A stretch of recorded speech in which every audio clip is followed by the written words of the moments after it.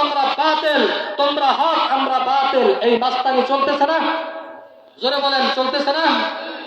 কারণ মনে রাখতে হবে, ইসলাম কারো বাবার টাকার সম্পদ না, যেমনি ইচ্ছা অমনি মন চালাইবেন। ইসলাম হলেন নবীজির থিওরি চলবে, ইসলাম কারো বাবের গোলামি চলবে না। জোরে বলেন, ঠিক কিনা? হে নবীর উম্মতের দল, আল্লাহ পাক রব্বুল আলামিন বলেন, আমি আল্লাহকে ভয় করো।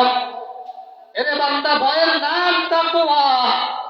যিনি তাকওয়া অর্জন করবেন বান্দা, ওই ব্যক্তির নাম হলেন মুত্তাকি। এরে বান্দা, আল্লাহ পাক রব্বুল আলামিন বলেন, এ দুনিয়ার মানুষ, তুমি যদি পরিশুদ্ধ ঈমান আর তাকওয়া অর্জন করতে পারো, আমি আল্লাহ তোমাকে হকের উপর চলাটা আহসান করে দেব, আহসান করে দেব। কখনো দুনিয়ার সব মানুষ গুমরাহি হবেন না। একটা দল থাকবে, তারা হকের উপর অটল থাকবে, যদিও সংখ্যায় হয় কম। জোরে বলে, ঠিক কিনা? قال النبي صلى الله عليه وسلم لن تجتمع أمتي على الضلالة أبدا। পয়গম্বর বলেন, কখনো সারা দুনিয়ার মানুষ গুমরাহি হবে না, পথভ্রষ্ট হবে না, সর্বদা একটা দল থাকবে হকের উপর। আল্লাহ বলেন, হে বান্দা, আমি আল্লাহ তাদেরকে সংরক্ষণ করব, হেফাজত করব। হে দুনিয়ার উম্মতের দল, আল্লাহ পাক রব্বুল আলামিন আমাদেরকে তাকওয়া অর্জন করার জন্য বলেছেন। তাকওয়া এটা আরবি শব্দ, বাংলা হলো ভয়। কাকে ভয় করব? আরো জোরে বলেন, কাকে ভয় করব? তাহলে ওলি আমরা বুঝলাম, যাদের মধ্যে থাকবে পরিশুদ্ধ ঈমান। 2 নাম্বার থাকবে কার ভয়? আরো জোরে বলেন, কার ভয়? হারতে দারাত খৌফে আকদার দিল মাদাম জান্নাতুল মাওয়া দেহাতুরা মাকাম জুজবে হাকাসি যে বুখারিন সুজারা ফজলে আমস্ত দর জুমলা জা। তাকওয়া ওয়ালা ব্যক্তিত্ব হয় যার মধ্যে থাকবে আল্লাহ পাকের ভয়, যার মধ্যে থাকবে আল্লাহর ভয়, তার মধ্যে যার মধ্যে থাকবে আল্লাহ পাকের ভয়, তাকে বলা হয় মুত্তাকিন। জোরে বলেন, কাকে মুত্তাকিন বলা হয়?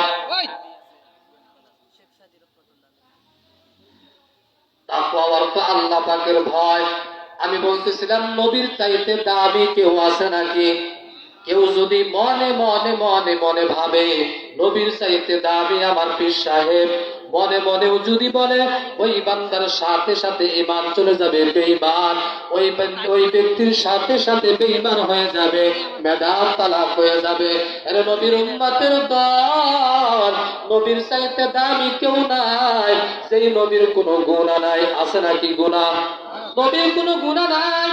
যে ব্যক্তি বলবে নবী গুনাহ করেছেন, নবী গুনাহ আছেন, ওর মতো বদমাইশ এই বাংলার জমিনে নাই, দুনিয়ার জমিনে নাই। জোরে বলেন, ঠিক কিনা?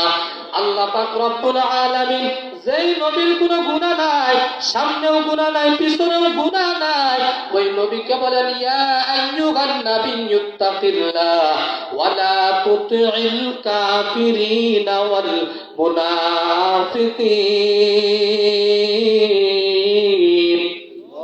হে নবী, আমি আল্লাহকে ভয় করুন, কাফের এবং মুনাফিক, ইসলামের সাইনবোর্ডওয়ালা মুনাফিকদের থেকে পরহেজ করেন, দূরে থাকুন, তাদের পদচারণা করবেন না। যেই নবীর কোনো গুনাহ নাই, ওই নবীকে আল্লাহ ভয়ের কথা বললেন, ভয় করার জন্য বললেন। এ ঠাকুরগার মুসলমান, এ যুবক ভাই, এ পর্দার আড়ালের মা, আমার আপনার কি অবস্থা? এর নবীর উম্মতের দল, ওই নবী একদিন বাইতুল্লাহর কিনারায়, বাইতুল্লাহ মক্কা নগরীর বড় বড় জ্ঞানী ধনাঢ্য ব্যক্তিদেরকে নিয়ে গল্প করতেছেন, আলোচনা করতেছেন, মোজাকরা করতেছেন। নবী আমার ওই দিনের বড় বড় জ্ঞানীদের সাহাবীদেরকে নিয়ে আলোচনা করতেছেন। নবীর দরবারে একজন সাহাবী উম্মে মাকতুম, অন্ধ সাহাবী, বড় দুর্বল গরিব সাহাবী হঠাৎ চলে আসলেন। নবী ওই জ্ঞানীদেরকে নিয়ে গল্প করতেছেন। নবী তাদের সাথে মনোযোগী হয়ে গেলেন, মনোনিবেশন হয়ে গেলেন। নবীর কাছে সাহাবী এসে সালাম দিলেন। নবী তেমন ভাবে তার দিকে তাকাইলেন না, কোন রকম সালাম দিলেন। আর আল্লাহ পাক রব্বুল আলামিন জিবরাইল